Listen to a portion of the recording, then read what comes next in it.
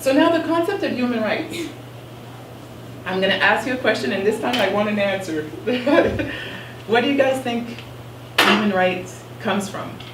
What do you think is the source of the concept of human rights? And how old do you think it is? Wasn't it created after like the Second World War, like the Universal Declaration of Human Rights? Yes.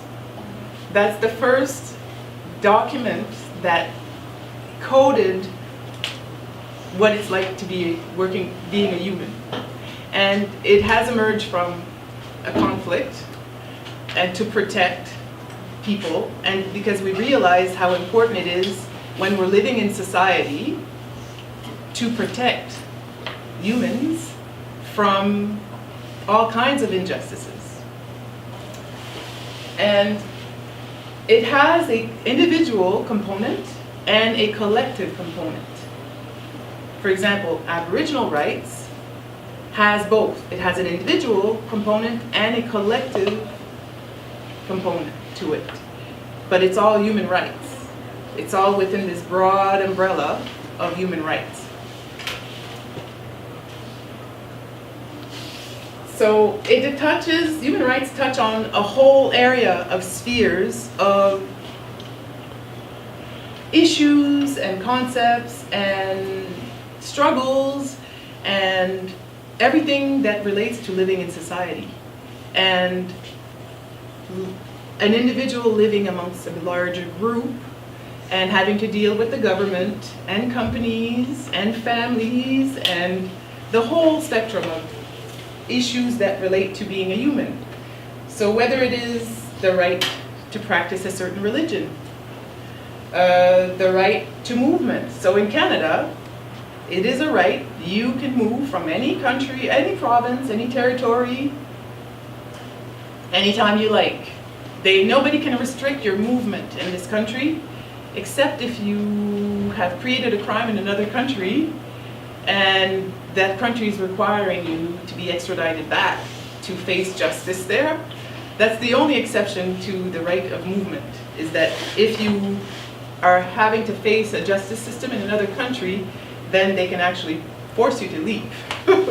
But you can stay, come in, or move as you go, as you wish.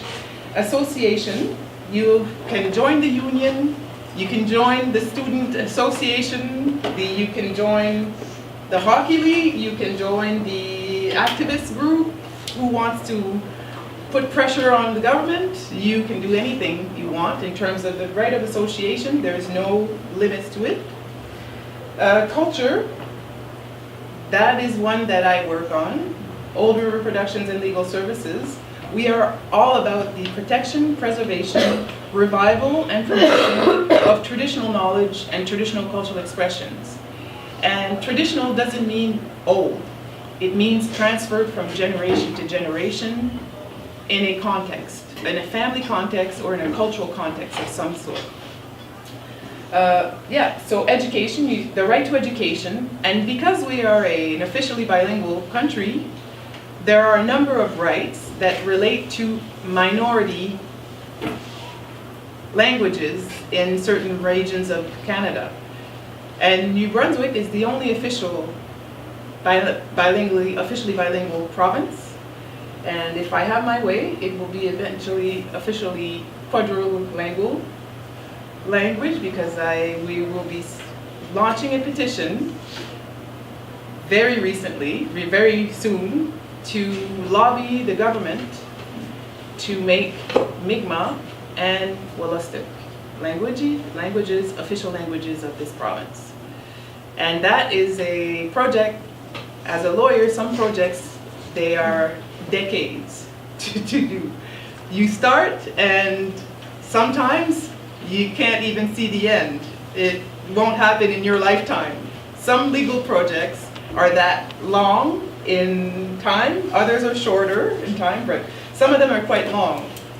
And this one, to get to the point where the government actually makes these languages official languages, I might not see it in my lifetime, but we're starting the process.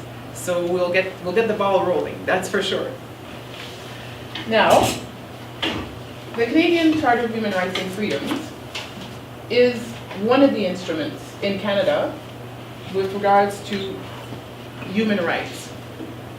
It is the supreme document when we're talking about rights in relation to the government. So any government activity that influences us as humans falls under the Charter of Human Rights and Freedoms. But there are other instruments. You have the Canadian Human Rights Act, you have the Canadian Human Rights Commission, and all the provincial human rights laws in all the provinces and territories.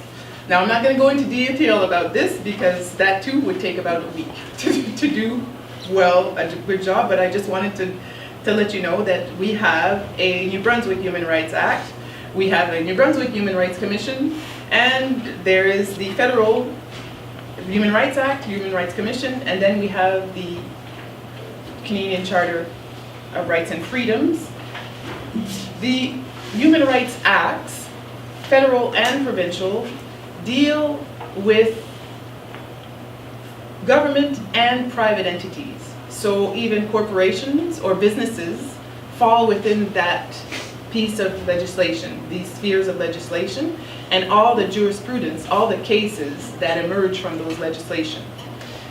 The Charter of Human Rights and Freedoms, the Charter of Human Rights and Freedoms, relates mostly with actions of the government. So if the government has a body that makes decisions or creates laws that influence us as humans, and if the laws and policies are not in line with the Charter of Rights and Freedoms, you can actually file a claim, go before a judge, go before a court and say, this is discriminatory, or it hinders my right of religion, my freedom right, my right of free speech, my right to associate, my right to protest, my right to have an abortion, my right to have the same salary as my male counterpart for the same job. A number of issues that all relate to what it is to be human.